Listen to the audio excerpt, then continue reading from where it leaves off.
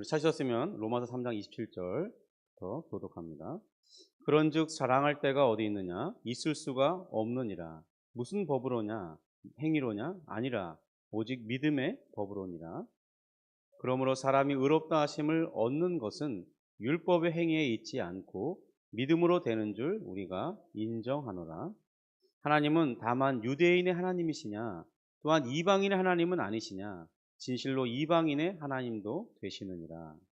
할례자도 믿음으로 말미암아 또한 무할례자도 믿음으로 말미암아 의롭다 하실 하나님은 한 분이시니라. 그런즉 우리가 믿음으로 말미암아 율법을 파기하느냐? 그럴 수 없느니라. 도리어 율법을 굳게 세우느니라. 아멘. 네, 미국의 퓨 리서치라는 그런 조사기관에서 이렇게 미국인 다수가 조사를 해봤더니 미국인 다수가 천국은 착한 삶을 산 사람들이 보상받는 곳이다 이렇게 생각하고 있다는 결과가 나왔습니다. 그런데 이런 생각은 교회 안에 있는 사람들도 크게 다르지 않다는 것이 드러났는데요. 우리 다른 리거니어와 라이프웨이 리서치라는 곳에서 2025년도에 조사했는데 거의 절반 이상이 사람들이 죄를 짓기는 하는데 본성적으로는 좀 선하다 그런 대답을 했다고 해요. 그러니까 문제는 조금씩 있기는 하긴 하는데 그래도 괜찮은 존재다 이렇게 생각한다는 겁니다. 그러니까 우리가 지금보다 조금만 더 잘한다면 하나님께 인정받을 수도 있다 이렇게 생각하면서 살아가는 것이 미국 기독교인들의 상당수가 그렇게 생각한다는 거죠. 오늘 여러분들은 여러분 자신에 대해서 어떻게 생각하며 살아가고 있습니다. 위의 사실들을 근거로 할 때 대부분의 사람들은 각자 이 정도의 차이는 있겠지만은 구원을 생각할 때도 이와 비슷한 그런 생각을 가진다는 거예요. 정말로 믿음이면 다 되는 걸까? 뭔가 내가 조금 더 무엇인가 해야 되는 거 아닌가? 하나님이 선하신 분이니까 내가 착하게 살아간다면 분명히 하나님께서도 인정하실 것이다. 이런 생각을 한다는 거죠. 사람들은 왜 그런 생각을 하게 되는 것일까요? 마틴 루터는 그런 사람들의 성향에 대해서 이렇게 말했습니다. 자기 자신에게 굽어 있는 인간이기 때문입니다. 그럼 우리는 모두는 다 우리 자신을 향해 굽어져 있는 존재예요. 팔이 안으로 굽는다고 하듯이 우린 자동적으로 우리 자신을 바라보게 돼 있다는 것입니다. 그래서 하나님을 생각할 때도 하나님께 나아갈 때도 하나님이 요구하시는 방법이 아니라 뭔가 내 기준에 맞는 그런 것에 이렇게 부합되게 하고 싶다는 거죠. 여러분 근본적으로 사람은 하나님을 바라보기보다 끊임없이 자기 자신을 바라보고 의지하려 하는 그런 성향이 있습니다. 그건 모든 믿는 자들도 마찬가지예요. 여러분들은 구원의 조건을 떠올릴 때 무엇이 가장 먼저 떠오르시나요? 로마서 3장을 보면요. 사도 바울은 사람들이 무슨 생각하는지 잘 간파하고 있었던 것 같아요. 27절을 보면 이렇게 말하죠. 우리 같이 27절 한번 다시 읽습니다. 27절입니다. 그런즉 자랑할 때가 어디냐? 있을 수가 없느니라. 무슨 법으로냐? 행위로냐? 아니라 오직 믿음의 법으로니라. 그러니까 자랑할 때가 어디냐? 이렇게 묻는 것은 사람들이 그래도 내가 뭘 좀 한 것이 있지 않나? 그런 생각을 하고 있다는 거죠. 그래도 내가 착한 삶을 살았고 가끔 구제와 기부도 했는데 그 정도면 뭘 좀 잘하고 있는 것 아닌가? 그렇게 생각하며 산다는 것입니다. 그런 것을 잘 알고 있었기 때문에 사도 바울은 단호하게 자랑할 데가 어디 있느냐? 그렇게 묻고는 즉시로 있을 수 없다. 이렇게 답변하면서 단호하게 하나님께 나아갈 수 있는 길은 오직 믿음의 법뿐이다. 이렇게 말씀한다는 겁니다. 성도 여러분, 그러면 생각해 봅시다. 왜 믿음입니까? 왜 다른 것은 안 되고 믿음이어야만 하냐는 거예요. 왜 하나님은 우리의 행위를 거절하시는 걸까요? 우리가 말씀을 따라 순종하려 하는 것도 왜 안 된다 그러시는 거겠습니까? 그러면서 오직 믿음으로만 가능하다. 믿음으로만 너희가 의롭게 될 수 있다. 이렇게 말씀하시는 거죠. 오늘 한번 살펴보기 원하는데요. 그리고 첫 번째로는 28절입니다. 우리 같이 한번 28절 읽겠습니다. 그러므로 사람이 의롭다 하심을 얻는 것은 율법의 행위에 있지 않고 믿음으로 되는 줄 우리가 인정하노라. 여러분 만약 하나님께서도 이 믿음도 인정하시긴 한다고 생각해 보세요. 믿음도 인정합니다. 그런데 하나의 작은 새끼를 만들어 놨어요. 그렇게 한번 생각해 보자고요. 실제로 그렇진 않지만 그냥 가정적으로 생각해 보는 겁니다. 거의 전부는 믿음이 맞는데 아주 조금은 그래도 사람들이 예수님을 믿고 난 후니까 이제 남은 생을 사는 동안 착한 삶을 사는 것을 인정해 주시겠다고 이렇게 하셨어요. 약간 옵션처럼 말이에요. 그러니까 100%가 다 믿음인데 우리 보통 시험 볼 때 100점이 믿음인데 숙제 하나를 더 내면서 이거 안 해도 100점이지만 혹시 점수를 못 받는 사람이 이걸 해서 플러스 3점은 내가 더 주겠다. 이런 교수님들이 꼭 있어요. 그러면 내가 90점 맞아서 89점 맞아가지고 A를 못 받는데 그 3점 레포트 내서 92점이 돼서 A가 되는 사람이 있다는 그런 경우가 있다는 거죠. 예를 들면. 마치 하나님이 그런 기준이 가지고 계시다면요. 그러면 이 예수님을 믿고 난 후에 이제 그렇게 정말 살았습니다. 그러면 우리가 이 땅에서뿐만 아니라 천국에 들어갔을 때 과연 어떤 일이 일어나겠느냐고 한번 상상해 보자는 거예요. 그러면 천국에 들어갔을 때 우리가 어떤 일을 행하게 될까요? 그럼 제가 분명히 예측하건대 사람들은요, 분명히 이렇게 처음에 말할 겁니다. 내가 이 땅을 사는 동안 하나님의 은혜로 정말 예수님의 그 희생이 너무나 귀하게 들렸고 내가 그 은혜로 죄에서 해방되고 하나님의 자녀가 돼서 정말 인생을 복되게 잘 살았습니다. 이렇게 이제 자랑을 시작하겠어요. 그런데 중반전을 지나서부터는 그런데 시작하는 거죠. 그런데 하나님의 은혜가 그렇게 좋았는데 내가 사는 동안요. 내가 은혜를 받고 보니 이렇게 주를 위해서 내가 일생을 선교하다가 왔습니다. 그러면서 제가 이 선교하는 동안 이 나라의 교회를 몇십 개를 세웠고 나의 후배 목사들이 이렇게 세워졌고 교회는 흥왕했고 그러다가 제가 왔습니다. 아마 이런 이야기가 있을 것입니다. 또 다른 사람은 저는 선교는 자신이 없었지만 족족히 이 돈을 버는 족족히 선교와 구제를 위해서 헌신했습니다. 정말 그런 헌신은 저에게 기쁜 즐거움이었습니다. 뭐 이러면서 이런저런 어쨌든 이렇게 주고받는 이야기들이 결국 다 자기 자랑으로 견질되어져 갈 것이라는 거죠. 여러분 사람들이 의외로 이렇게 생각하기 때문에 사람들은 오늘도 복음 안에서 기쁨을 누리고 살아가고 있지 못하다는 것입니다. 사실 자랑의 근거는 여러분 사람을 힘있게 만듭니다. 여러분 자랑할 것이 많은 사람은 어깨에 힘이 들어가요. 그것이 우리 사람의 본질적인 것이죠. 여러분 자랑할 것이 없는 사람은요 주눅 들어합니다. 뭘 내세울 게 없는 사람은 늘 이렇게 좀 약간 고개를 숙이고 저 뒷자리에 가 있어요. 그런데 무엇인가 내놓으라는 것이 있고 자신만만하게 뭔가 내놓을 거 있는 사람들은 맨 앞자리에 앉습니다. 그런 특징들이 있어요. 사람들도 그렇게 대우를 해주죠.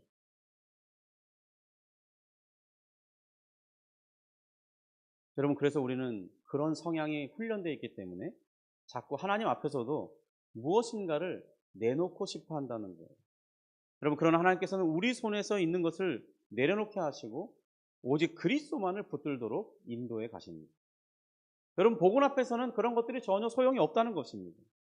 이전에도 반복해서 말씀드렸듯이 하나님의 이 공의의 기준은 너무나 높아요. 그래서 우리가 자랑으로 삼는 그 모든 것들은 하나님 앞에는 그냥 부패한 상한 음식과 같고요. 아무런 쓸데없는 쓰레기에 불과하다는 거예요.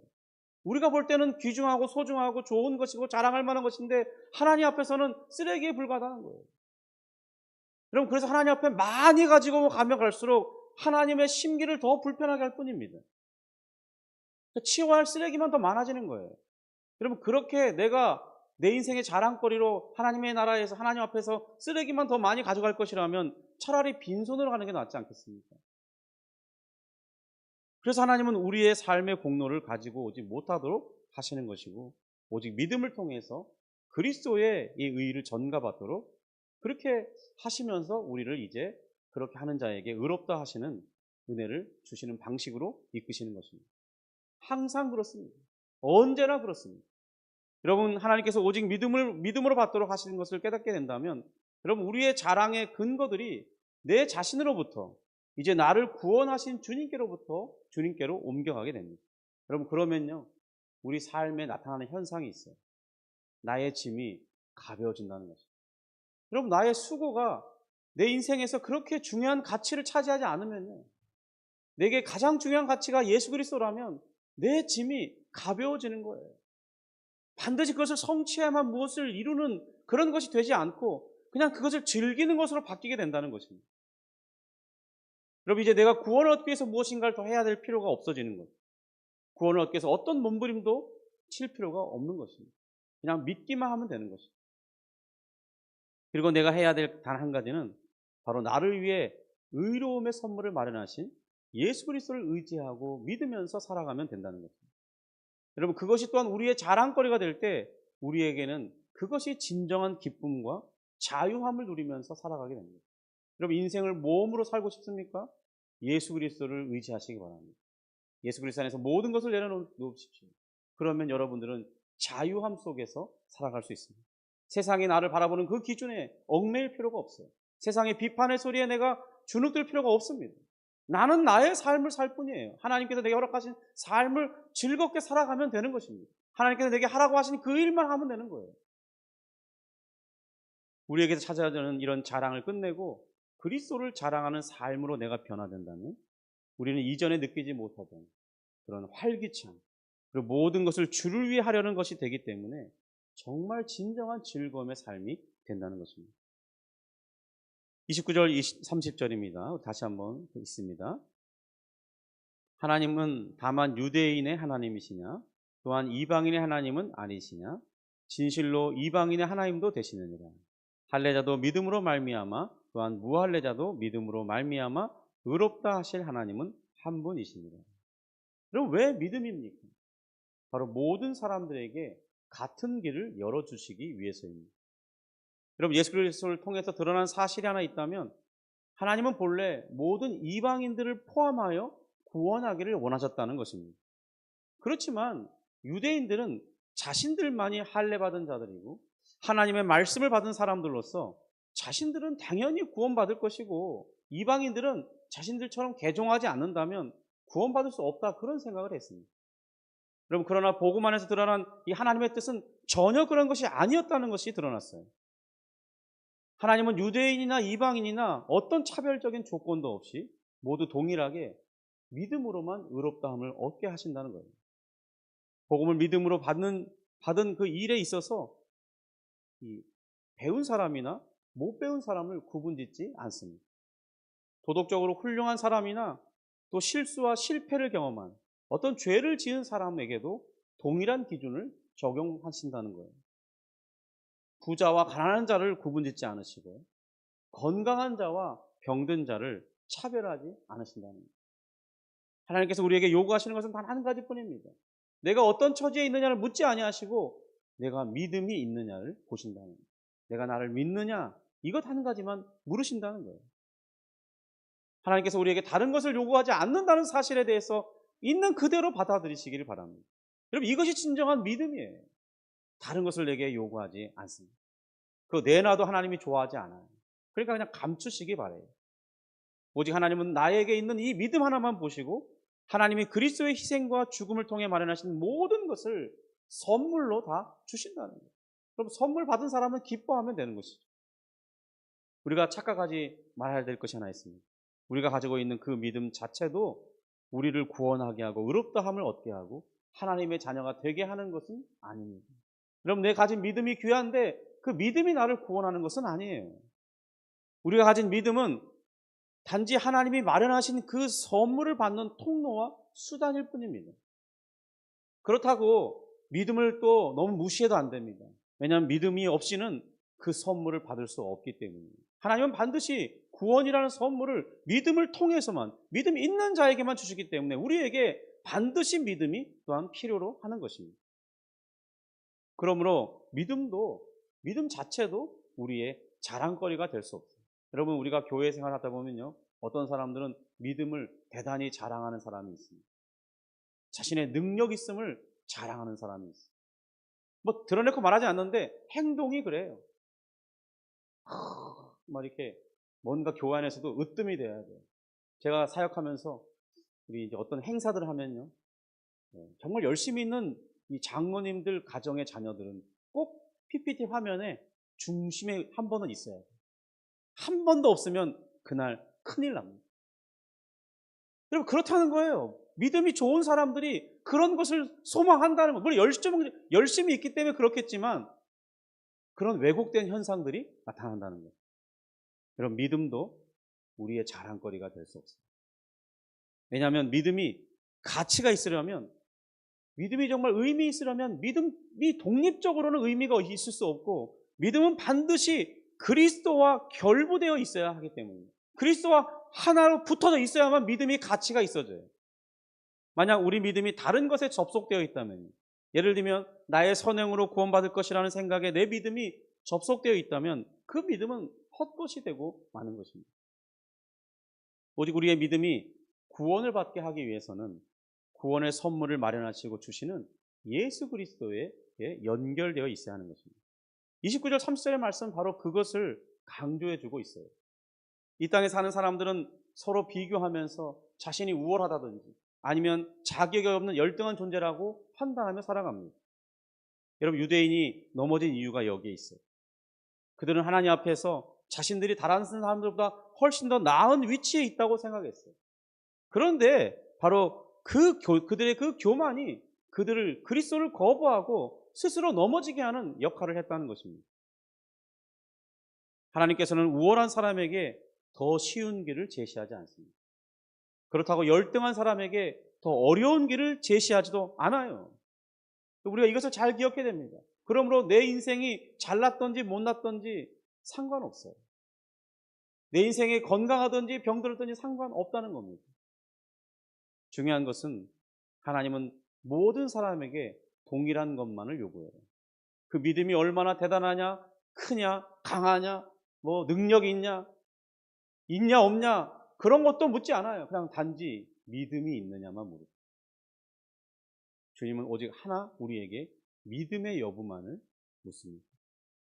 여러분 믿음이 있습니까? 그러면 주님 앞에 당당히 나아가시기 바랍니다.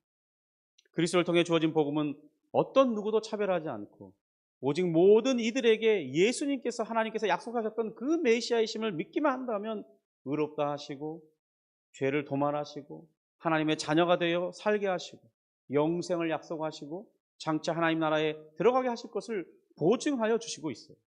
여러분 이 보증의 증표는 예수님께서 하늘 보좌 우편에 앉아 계시다는 것이 보증입니다.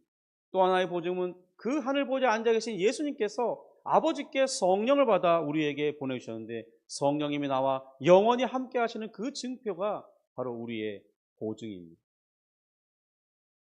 세 번째로 왜 믿음인가 묻는다면 율법을 바르게 세우기 위해서입니다. 우리가 믿음으로 말미암아 구원을 받게 될 때 그러면 그 율법이 이제 파기되고 쓸모 없어지는 것이냐? 그것이 아니라는 거예요. 우리 한번 31절 다시 한번 같이 읽습니다. 그런즉 우리가 믿음으로 말미암아 율법을 파기하느냐? 그럴 수 없느니라. 도리어 율법을 굳게 세우느니라. 예수 그리스도께서 우리를 위해서 율법 아래 태어나셨고요. 율법의 모든 요구에 순종하셨어요. 그래서 율법이 우리에게 요구하는 모든 것을 성취하셨기 때문에 우리가 믿음을 통하여 그리스도와 연합됨으로 더 이상 우리는 율법의 요구를 성취해야 할 그 의무가 사라지게 되는 것입니다. 왜냐하면 우리는 그리스도와 연합됐다는 것은 마치 결혼하는 것과 같아요. 이제 우리는 그리스도의 신부예요. 여러분 부부는 모든 법적인 지혜를 같이 나누는 자입니다. 우리가 그렇게 됐어요. 그래서 예수님이 율법을 성취하셨기 때문에 우리가 또다시 성취해야 할 그런 법적인 의무가 종료되는 것입니다. 그렇다고 율법이 더 이상 소용없게 되는 것은 아닙니다. 우리가 그리스도를 통하여 구원받고 하나님의 자녀가 되었을 때 우리의 마음의 변화를 받아서 우리가 어떤 사람을 바뀌냐면 그 전에는 그런 마음이 없었는데 신기하게 믿음을 가지면요. 그리고 은혜를 알게 되면 알게 될수록 하나님을 사랑하는 마음이 생긴다는 거예요. 그럼 이것은 불신자들에게는 없는 마음입니다. 우리는 하나님 아버지가 좋으신 우리 아버지라는 것을 알게 돼요. 그리고 그를 위해 무엇인가 하고 싶은 열망이 우리 안에 생겨납니다. 그럴 때 필요한 것이 무엇이냐? 찾아보면 율법이 우리에게 주어져 있어요. 왜냐하면 율법은요, 하나님이 기뻐하시는 것이 무엇인지를 우리에게 가르쳐줘요. 그리고 하나님이 우리가 이 땅에서 어떻게 살기를 원하시는지에 대한 명확한 기준을 말씀해 주고 있어요. 또 율법은 우리에게 아버지가 어떤 분이신지를 잘 보여줍니다. 그래서 우리가 하나님 아버지를 알고 싶으면 율법을 들여다보면 돼요. 율법을 들여다보면 하나님 아버지는 거룩하세요. 의로우시고 선하시고 악을 미워하시는 분이십니다. 또한 하나님 아버지는 사랑의 하나님이에요. 우리를 위하여 자비와 긍휼을 풍성히 베풀어 주시는 그런 분이라고 율법이 말하고 있어요. 또한 하나님은 우리를 불꽃같이 지켜주시는 분이에요. 나를 돌보시는 분이에요. 나의 인생을 책임져 주시고 이끌어 주시는 분이세요.